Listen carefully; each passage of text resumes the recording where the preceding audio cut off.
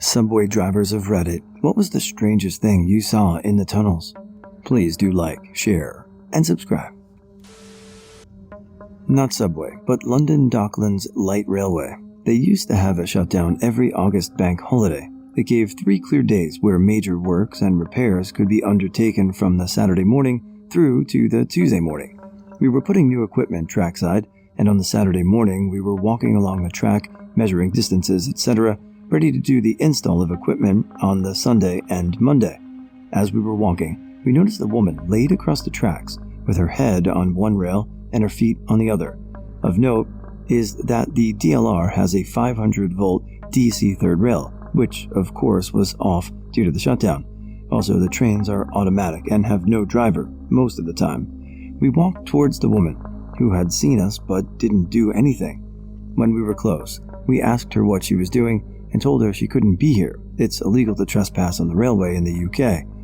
She turned her head and said, "I've had enough. Next train coming is going to end it for me." I said, "Well, you're going to have to wait until Tuesday, love. There's no trains this weekend." She got up and stormed off, complaining about bloody trains. Not a subway worker, but rider. I once saw a guy clean his shoes with a dead fish. He just rubbed a dead fish all over his shoes, making them shine with goo. I don't know what he was going for, but he looked quite satisfied when he put them back on his feet. I've been riding the subway and the commuter rail trains in Massachusetts for 30 years. Been on about 5 trains that have hit people, seen a crazy woman chasing an innocent female passenger, and then go on to kick the crap out of a male subway inspector who intervened. One of my favorites was the guy who fell asleep standing up, leaning forward against the door. The train stopped, doors opened, and he just slowly fell forward like a tree falling in the woods. Never put his hands down. Slap! Right on the platform. Turned over like, "Hey, who woke me up and how did it get down here?" Expression on his face. I was in Korea. A Canadian who was drunk got into an argument with his Korean girlfriend.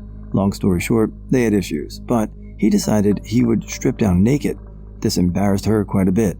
I was watching in complete enjoyment because this shit was awesome. At one stop, to further reinforce his belief that he's naked, he decided to throw all of his clothes out of the stop. This was even funnier. At the next stop, the Korean police detained him. He was upset because he felt his girlfriend was cheating on him with a Korean guy, and his argument was that he had a bigger dick than the Korean guy. Not sure how him taking off his clothes made his argument any stronger, nor how throwing his clothes out of the train helped his cause either, but I thought it was hilarious. Oh, and he wasn't aggressive to the girl, more like passionate pleas of love, butt-ass naked, on a subway train. I did record it, but this was like 5 or 6 years ago, and several phones ago, and my friends advised due to Korean libel laws, I should most likely not publish it, so I never saved it. Was on the London Underground, the tube if you will, and saw a guy in full Jesus robes, bare feet, crown of thorns, and a large wooden cross that he was balancing on his shoulder and dragging behind him. I'm guessing he was a pilgrim? Former subway rider here. I rode the subway for about 1.5 years when I lived in the city about 10 years ago. Here are a few highlights. A homeless dude setting up a literal camp inside a car of a subway train, tent, sleeping bag, hot plate, the whole package. Someone smashing bottles into the side of the subway car from the inside. A teenage girl eating an entire watermelon-sized Ziploc bag of boiled eggs in a 20-minute period. Nice. I used to work on the LRT lines as night shift snow removal. Sometimes would involve clearing some of the underground tunnels. We were always surrounded by homeless and addicts during our shift, so it's completely normal to see some fucked up stuff. We were entering the tunnel with our backpack snowblowers, and as we approached, a guy with no shirt came running from around the corner. He made it out the tunnel before we got there, but we saw him run out. Must have heard our equipment, likely smoking crack or meth from the looks of him. That was like the least interesting day I had, lol. There was a bathtub, an old-fashioned bathtub with feet on the bottom, with these 3 homeless-looking guys sitting in it. It looked like they were washing each other's backs, and as we drove past, I could faintly hear, "Scrub-a-dub-dub, 3 men in a tub." Not weird, but will forever stay with me forever. It was when I used to catch the trains when I was young, just here in Melbourne, Australia. Some of the platforms have a big gap between the train and platform itself. Don't know why, but it's stupid. Anyway, when I was around 18, my friend and I got off the train and witnessed a little girl fall straight between the train and platform. I instantly dropped my bag and just ran to stop this train. It jerked, but luckily the train driver heard the commotion and this mother's blood-curdling scream as she frantically grabbed her kid. This poor girl was shaken, but luckily unharmed. You want to know the shit thing about this entire situation, though, for me and my mate? About 3 weeks later, when we'd finally drank ourselves stupid to forget this night, both of us, in like a bizarre turn of events, were watching TV, separately, at our own places, but watching the same channel, only for the footage to be released onto a TV show like Shocking Moments Caught on Tape. There was me, running for this kid's life, the kid falling through the gap, and I just instantly heard the mother's scream again come into my head. I think one of the most realist, instinctual, and hair-raising noises is a mother's cry. It was just blood-curdling, and still to this day stands the hairs on my neck.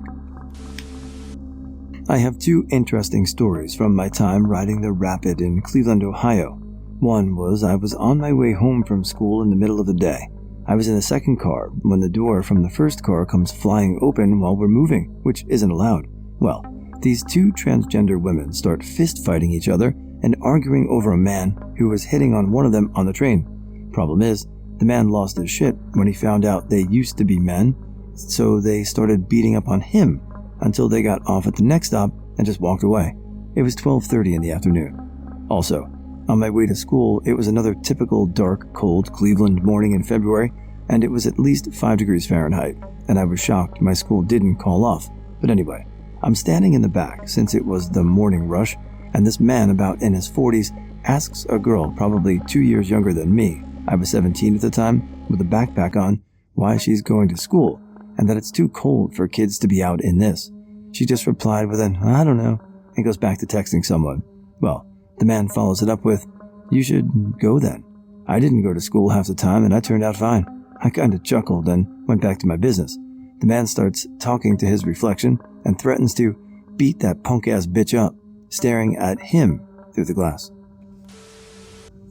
Not a driver, but a memorable time I had with the train was as a pedestrian. This was 95 New York City, and I was living there. I went to visit a friend at Tiananmen Place for lunch, great Roddy shop there at the time. The train, 1 and 9, was halfway stopped at the station. The 125th stop on Broadway is an elevated track at the point. A homeless woman had jumped on the tracks and was crushed. This had just happened, and as we were walking, and chunks of her were falling to the street. She was dripping. It was disturbing, and yet so normal. We went for lunch, came out, and the emergency personnel were hosing down the tracks. Train service was up and running, and whoever she was gone. Her death was made no more memorable than her life was to her. Certainly left no lasting impression on the greatest city in the world. This happened years ago, on the Orange Line from Boston to Medford. I was in a crowded car heading home from work and kept feeling something on my upper right leg. It was crowded to the point that it was standing room only, so I didn't think much of it, just figured it was someone's briefcase or something. Well, it happened again, and I looked down to see this middle-aged woman in a brown trench coat, arching her hips forward and purposefully bumping her box off my leg. I turned into water and found the path of least resistance the hell away from her. I was 17 years old, drunk and hungry. I waited for the train 30 minutes and nothing. I jumped onto a ledge and walked into the tunnel toward the next stop, and that's when I saw the lights of the R train, which had been hidden behind a turn, coming towards me really fast. I ran and ran like hell, puffed my asthma inhaler and ran some more. I almost died that night. That was 35 years ago. Never tried that again. Alright, so picture this. It's the year 2000. I'm in Manhattan, a city of about 8 million people, and I'm heading back to my home on Long Island, an island of about 3 million people on the Long Island Railroad, which is a large mass transit area, leaving at a Penn Station in New York City. So, I board a train heading to a town called Huntington, and I get on the train. Now, there are dozens of trains, and again, millions of people. The chances of this are arguably astronomical. I sit on the train. It's pretty crowded, but not crazy. I look across from me, and there's my high school girlfriend, who I hadn't seen since I left for the military and broke up with her over the phone 3,000 miles away. It didn't go well, so we make horrible eye contact. And then she, out of nowhere, just starts yelling at me in front of all these people on the train. I'm 22 at the time, and I'm unfazed, sort of.